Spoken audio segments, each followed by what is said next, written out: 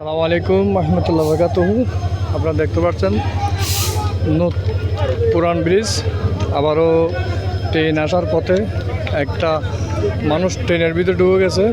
আপনারা দেখতে পাচ্ছেন এখানে ট্রেনের ভিতরে ঢুকে উনি একদম মারা গেছে, পাটা সব কিছু চলে গেছে। আপনারা দেখতে পাচ্ছেন ট্রেনটা পিছনে নেওয়া হচ্ছে, ট্রেনটা পিছনে নেওয়া হচ্ছে, ট্রেন পিছনে নেওয়া হচ্ছে।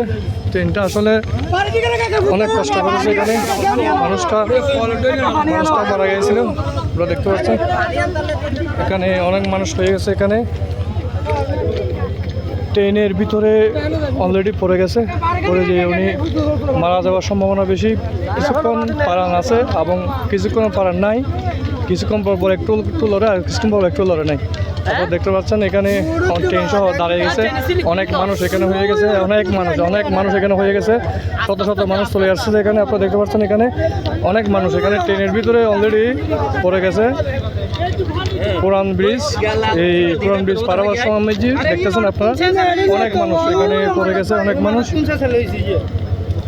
ঢাকার থেকে যে ট্রেনটা আসতেছে কক্সবাজারের উদ্দেশ্যে, এই ট্রেনের ভিতরে পুরান ব্রিজের পার হওয়ার আগে এখানে একটা মানুষ পড়ে গেছে দেখতেছেন। এখানে মানুষটা অলরেডি একটু পড়ান আছে, একটু পড়ান নাই, এভাবে চলতেছে। আপনারা উনি কীভাবে ভিতরে ঢুকছে আমরা জানতে পারি না, পরবর্তী জানতে পারবো। আপনারা দেখছেন এখানে অনেক শত শত মানুষ এখানে চলে এসেছে।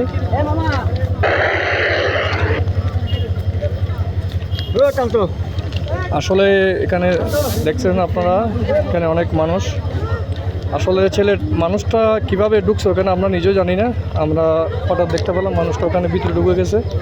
ঢুকে যাওয়ার পরে উনি একদম বাঁচি আছে, হ্যাঁ বাঁচি আছে না, কিছুক্ষণ পর একটু বাঁচি আছে। আচ্ছা, মারা যাওয়ার সম্ভাবনা, একদিন বলতেছে মারা যাওয়ার সম্ভাবনা বেশি, একটু পারান লড়তেছে। আপনারা দেখতে পাচ্ছেন এখানে অনেক মানুষ হয়ে গেছে। আসলে ট্রেনে কিভাবে মানুষ পড়ে যায় এভাবে নিজেও বুঝতে পারছি না। এখানে আমরা দেখতে পাচ্ছি এখানে অনেক মানুষ পেয়ে গেছে। আসলে মানুষটা এখন পর্যন্ত মৃত্যুবরণ করে নাই, মৃত্যুবরণ করার তো আরও সময় লাগবে সম্ভবত। সবসময় এখানে সবসময় হয় এখানে এরকম, হ্যাঁ সবসময় হয়, বলেন না সমস্যা কি, বড় মিশনে বলেন সবসময় হয়। বলতে কিছুদিন আগে দেখছি, এখনো এভাবে হয়েছে না। ট্রেন কি আসতে গেছে, চলে গেছে ট্রেন আসতে আসছে না, ট্রেন একদম আস্তে আস্তে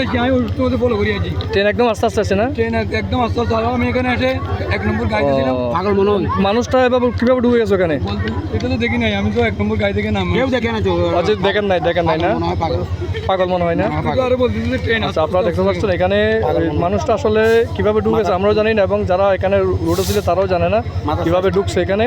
কিন্তু আমরা দেখতে পাচ্ছি অনেক মানুষ ট্রেনটা পিছনে নামার পরে ওখানে বের করা হয়েছে। বের করার পরে এই মানুষটা পারান একটু আছে আর একটু নাই।